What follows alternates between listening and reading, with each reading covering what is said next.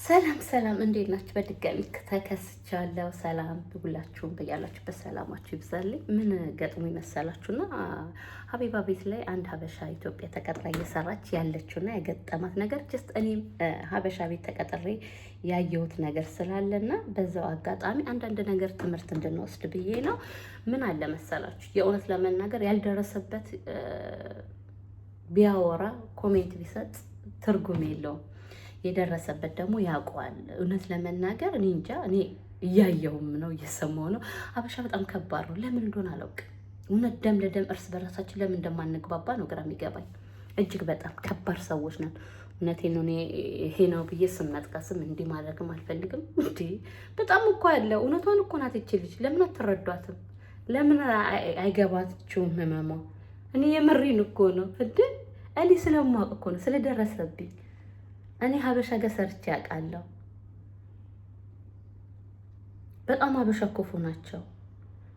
የምሬን ነው መላችሁ። ጦሩም ሊኖር ይችላል፣ እኔ አላጋጠመኝም። ገብቷችኋል? ስለዚህ ሰውን አትውቀሱ። የደረሰበትን ሰው የራሱ ያውቀዋል። የተፈጠረበትን ሰው ራሱ በራሱ ስለሚያውቀው ለምንድን ነው ሰውን በሰው የምትወቅሱት? አንዳንዴ እኮ አንዱ ሰው ጥሩ ይሆናል፣ አንደኛ መጥፎ ይሆናል። ያንን ግን ቻለንጅ ነገ የተሻለ ስለመኖር ዋጥ የሚያደርጋለ። እኔ ታውቃላችሁ ስራ ጥቼ ትለምጃለሽ ብለው አስገብታኝ ልበላችሁ፣ በቃ ዋጥ አድርጌ እግዚአብሔር ምስክሬ ነው ማለት ነው። እግሬ እያበጠ ኩላሊት፣ አዎ እንዴ በጣም ነው ኩላሊት የሚያመው። ቆሞ መስራት ሴልስ እንዲቆጭ ብሎ ስልክ ጎርጉሮ ቁጭ ብሎ መብላት መሰላችሁ እንዴ? ኑና ሴልስ ሽጡና ሞክሩ እንዴ ጋይስ። አበሻ እንዴ ሲሸጥለት እንዴት ነው የሚሆነው? ሳይሸጥ ሲቀር በቃ ስልክ ይዛችሁ ወይ ስታወሩ ወይ ገደቢስ ወይ ጠላቢስ ተብላችሁ እኮ ነው የምትውሉት። ሲሸጥ ማሻአላ ዋው ዛሬ ምናምን በቃ የሆነ ቡና ሁሉ ልትጋበዙ ትችላላችሁ። ካልተሸጠ እኮ እንዲህ 12 አይን የነበራት ወደ 12 አይን ተለውጦ እንዲህ ብላ እኮ ነው የምትመጣው። እኔ እውነቴን ነው እግሬ እያመመኝ ዋጥ አድርጌ 7 ወር ስራ አጥቼ ዱባይ ላይ ነይ ብላ ስለተገባችኝ እኔ ያልከዳሽን ብዬ ዋጥ አድርጌ እንዲያንገት እንደፍቼ ዝቅ ብዬ ሰርቼ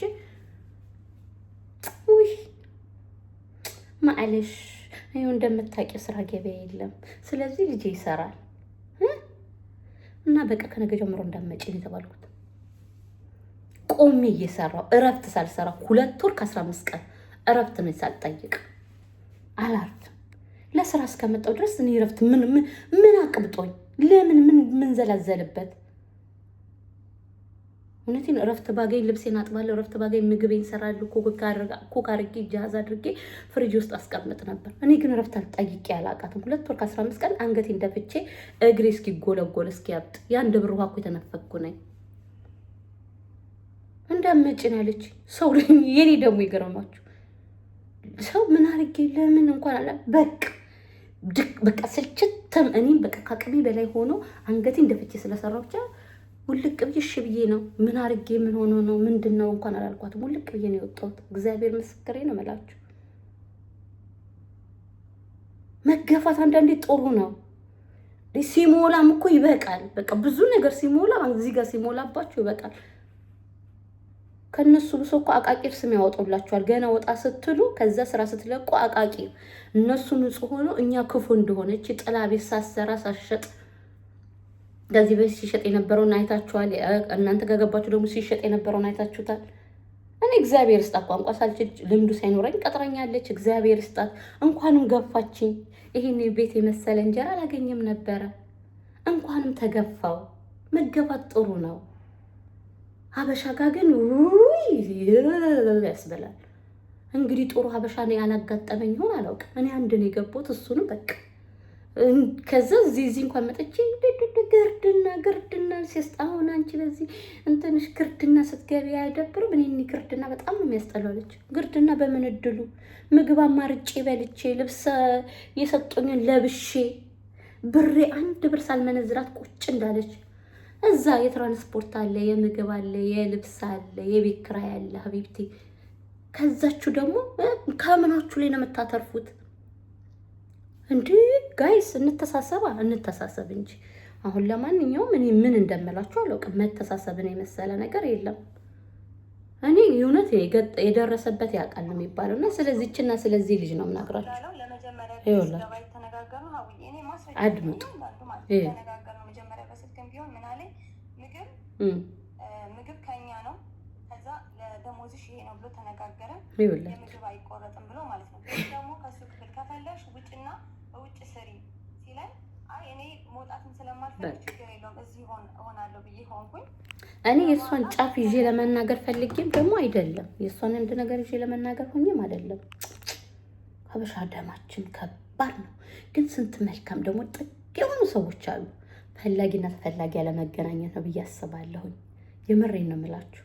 በዚህ አጋጣሚ ግን ፕሊስ ይህን ቪዲዮ የምታዩ ሀበሻ አስቀጥራችሁ ለምታሰሩ ሰዎች ፕሊስ ሪስፔክት ስጡ። አሁን እዚህ ቤት እውነቴን ነው እህት ቤተሰብ አያደርገው የምታደርግልኝ ነገር የምሬን ነው። ደግሞ እያያችሁም ነው የምታደርግልኝ ነገር እኩል ከልጆቿ ምንም መሰሰልኝ ነገር የለም። ያው ፍጹም የለም ሰው ነገር ልንጣላ እንችላለን።